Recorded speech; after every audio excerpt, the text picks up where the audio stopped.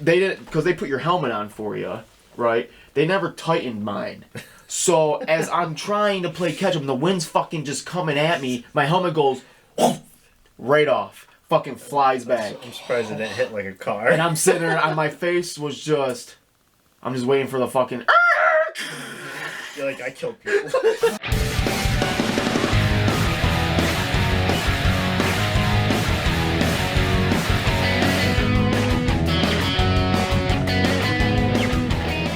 So now I'm like completely lost. I'm like, okay, there's only one way I didn't go, and that's the other end of the roundabout. So as I'm going down that way, that's when I see. I think Zach, I saw you pulled over. You're like on the shoulder part of the thing, or you're waving like this. Yeah.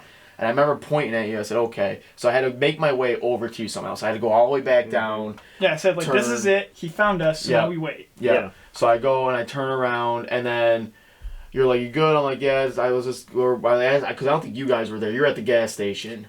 Yeah. So we were at the gas station, still waiting, and then all of a sudden, you retrieve him, bring him back, and this is like, it wasn't funny then, but it is funny now, because it is. Matt wasn't yelling.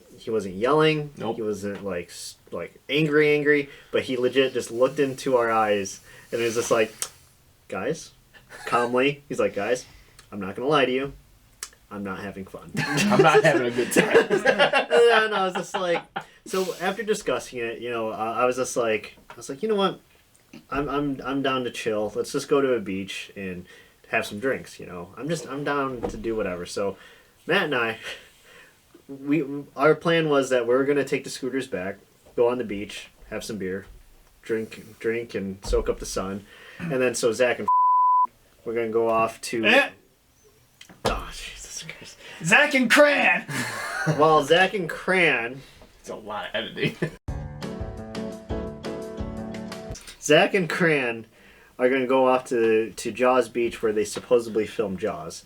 And so... The water was really pretty. No, I'm sure it was. Yeah, supposedly filmed Jaws. I don't think they did. I think I looked that up and they didn't. They didn't. I don't think they did. Anyways, it's called Jaws Beach. And...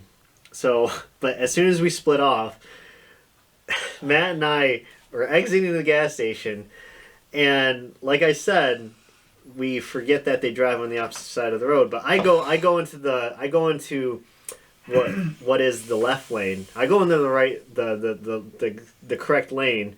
Matt, he goes into the right lane, going on face onto traffic with a fucking Hummer. And I was just like, I turn around, I'm like, Matt!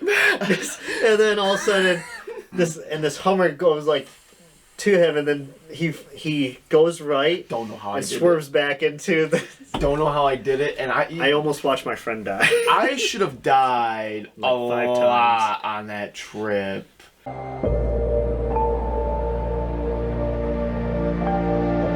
Whatever. He almost died. I almost died, man. And so we finally return the scooters, and we make our way towards the beach. Got ourselves like a bucket full of Dos Equis and just relax.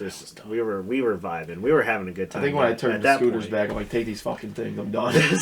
Here they are. But we were just vibing, and then which leads to Zach and Cran's story of their adventure. So, the weird thing about this is that I knew Cran. I knew Cran the least of any of these people, and I was just like, you know what? Why don't I fuck off with him in another zip code on this vehicle that I'm not comfortable on? So, we got back on the highway, and there was like a stop sign at one point. And I kind of stumbled, like, getting the scooter going again, like, almost went into the median curb and then kind of got my balance. And that should have been a hint, but instead we're like, no, we go 50 miles an hour in this direction until we reach the end of Nassau Island, or Nassau, Bahamas. So we get to Jaws Beach, which is literally on the other side of the island. And, like, we checked out the water. I took some pictures next to it. It was nice and blue. So pretty.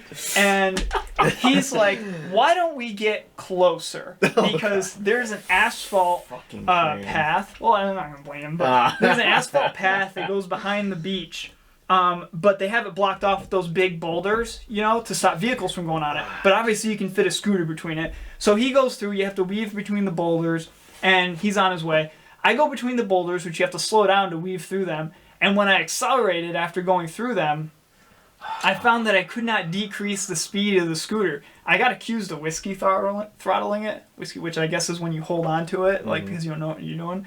But I continued to accelerate, and I started to kind of go off to the right, where there was another line of boulders that made a barrier between the path and the beach. And I decided, instead of hitting these boulders, I was going to abandon the moped or the scooter. So I abandoned it to the side. And when I abandoned it, it continued to accelerate on the ground, which helps my claim a little bit that it wasn't a whiskey throttle. It was just but stuck. I stumbled and kind of did a little roll. Main impact was my elbow and my knee. But I stood up almost like, a cartoon character, like, ha, I'm okay. And then I looked down at my knee, and I could see the head of my tibia.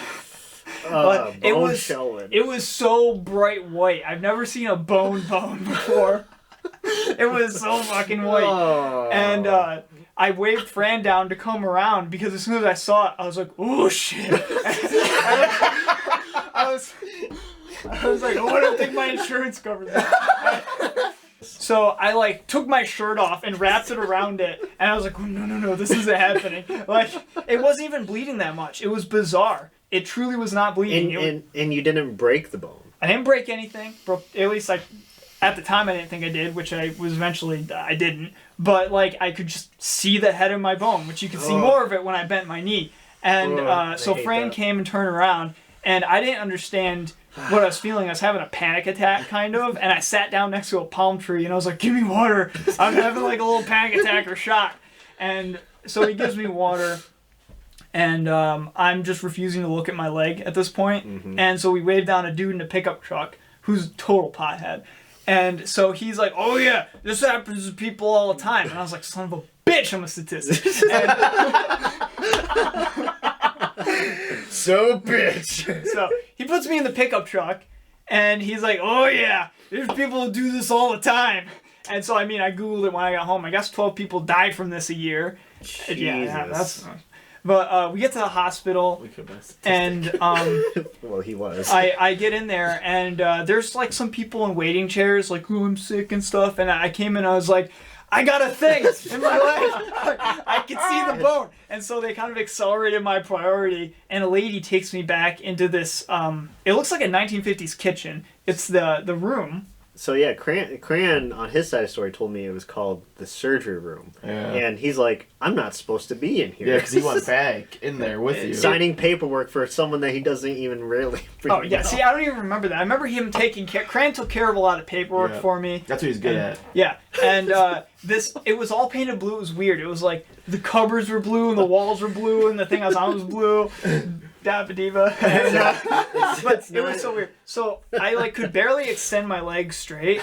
And so I put it out straight, and the doctor is pissed at me. She's like, how did you do this? Why did you rent a scooter? You told me this was from a scooter? And I was like, yeah, it's from a scooter. And she's like, this is bone exposition. We need to do surgery and graft skin onto this. And I was like, what? So I'm kind of haggling with her to not do surgery, because the surgery would have been really expensive to graft skin from my butt. Yeah. Even butt skin, man. Plus, this isn't an official hospital.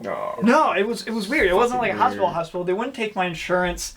And so I said, what would it cost me to get a shot of antibiotics and to get you to clean this up? So she sheared off the skin that was hanging there, and then she sprayed it with saline and cleaned the sand out as best she could.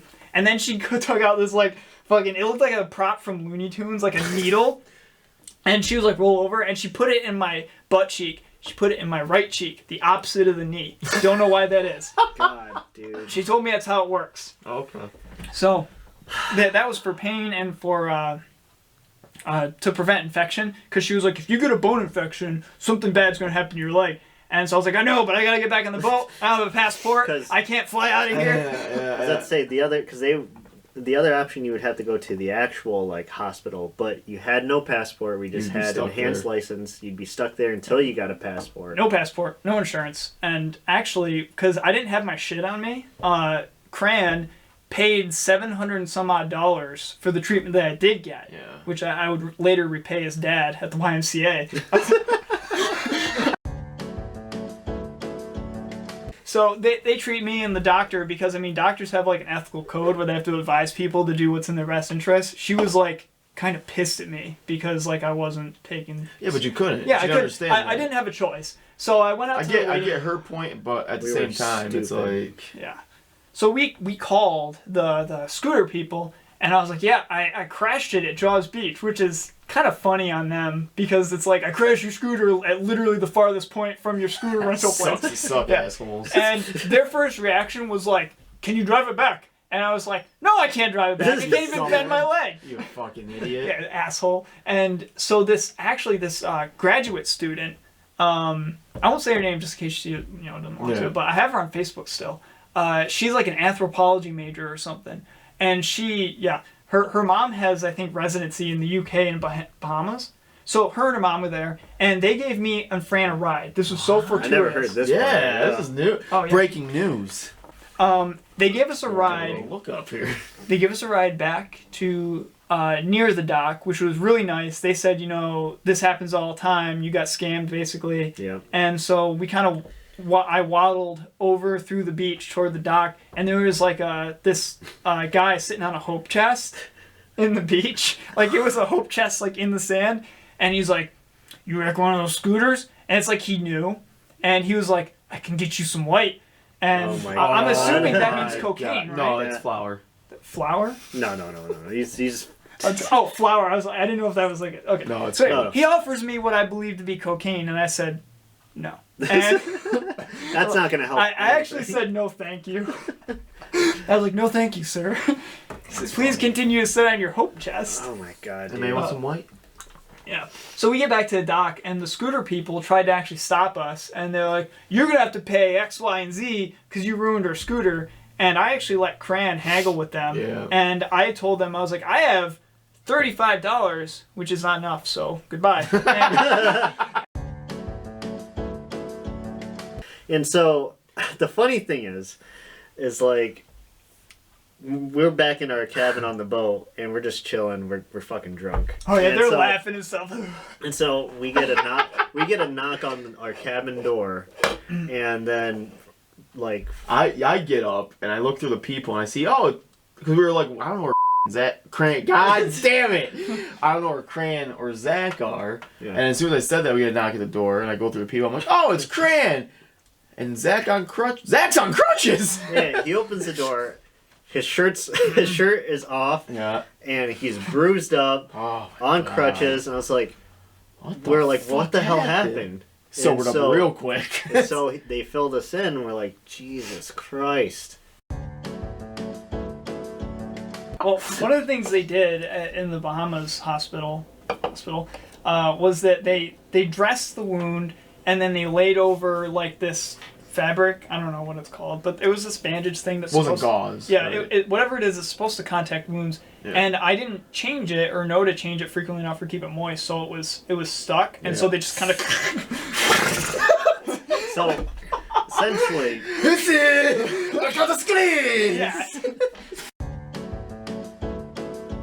Because I remember because I don't know if you had crutches when you got back on the boat. I don't think you did because we went looking you had to go for to the infirmary. Yeah, that was actually the hard thing because on the boat there's a certain protocol for when you become injured in such a way, and so I had to kind of hide the fact that I was seriously injured because they would have actually made me stay, me pay out of pocket because I wouldn't have insurance, and so I told them, it's no big deal. Just I need some crutches. I don't feel well. I just tweaked my knee. It was something like minor, and they reluctantly gave me crutches from the boat's little medical office. Yeah. So that's how I swung that. Yeah. Mm-hmm. And they, I remember you were walking around. We were walking around all day after that with your crutches. People were staring. There was a couple people that asked you what happened, and you were just like, I kind of fell. Yeah. I didn't want the people on the boat knowing. Yeah. Because of our stupid. But then I remember somebody fucking asked. They're like, because you said I just dude knew. Some dude's like, you rented the scooters, didn't you? Yeah. And I'm like, he knows. He knows.